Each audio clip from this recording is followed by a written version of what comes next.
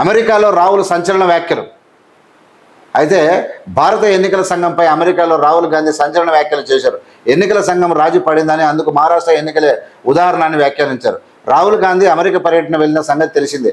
ఈ నేపథ్యంలో సోమవారం బోస్టన్లో ప్రవాస భారతీయులను ఉద్దేశించి ఆయన మాట్లాడుతూ, గత ఏడాది జరిగినటువంటి మహారాష్ట్ర ఎన్నికల్లో ఉన్న ఓటర్ల కంటే ఎక్కువ మంది ఓట్లు వేశారని రాహుల్ చెప్పారు.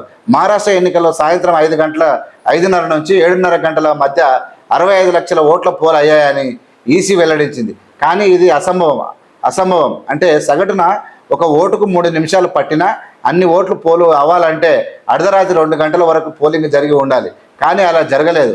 మహారాష్ట్ర పోలింగ్ గురించి మేము వీడియో కోసం మేము అందుకు ఈసీ ఒప్పుకోలేదు. అంటే ఇప్పుడు వీడియో గురించి అడగడానికి వీలు లేకుండా చట్టాన్ని మార్చేశారు అని పేర్కొన్నారు. దీనిని బట్టి ఈసీ రాజీపడినట్లు స్పష్టమవుతుందని, ఈసీ వ్యవస్థలోని లోపం ఉందని అన్నారు. భారత అమెరికా సంబంధాలపై కూడా రాహుల్ మాట్లాడారు.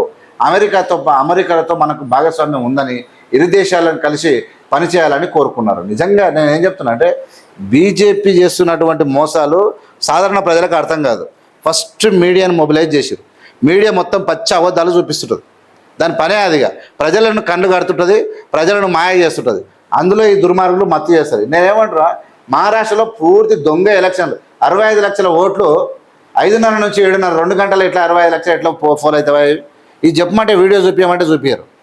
దుర్మార్గులు వీళ్ళను మామూలుగా వదలొద్దు. ఇజ్జత్ పోయేది. రాహుల్ గాంధీ మాట్లాడితే, అమెరికాలో పోయి మాట్లాడితే ఎలాంటి పరిపాలన మోడీ తెలిసిపోతుంది.